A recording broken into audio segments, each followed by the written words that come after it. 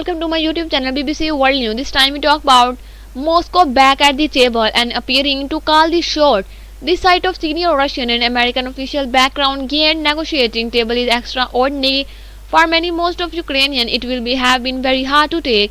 In Saudi Arabia, Moscow achieved something major after 3 years of all-out war on its neighbor and isolation by the West. It was back at the top table of global diplomacy. Not only that, Russia looked for all the world like it was the one calling the shot, even as air raid siren continued to second, and the sound across Ukraine that exactly the image Moscow want to project.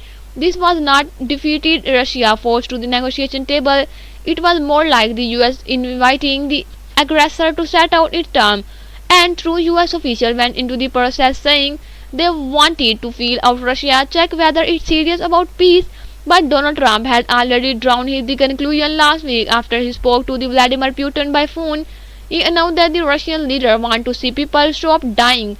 Trump could have responded by telling him to withdraw all his troops. Instead, he clearly wants to cut a deal with Moscow to end the war he promised voters and move on. And after more than 4 hours of talk in Riyadh, US Secretary of State Marco Rubio emerged to the press and announced the first step toward negotiation had been agreed with team to be formed on both sides. He concluded that Russia was ready to engage in a serious process to end the war, but why he was so sure? Across the table was Foreign Minister Sergei Lavrov, still under sensation for what the US Treasury called Russia's brutal war of choice. And when Lavrov met the Russian media, he told them the US had proposed a moratorium on attacking energy infrastructure.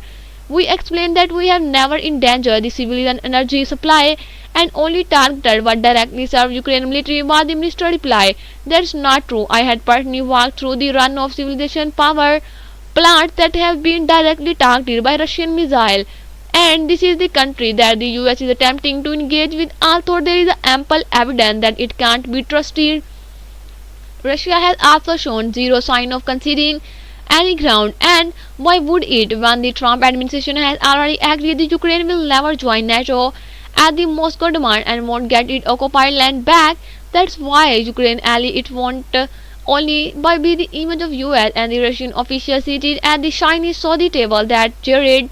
It also how they talk, laying the ground for future investment sound like a promise of dropping sensation, no reckoning for Russia war of aggression, then just reward.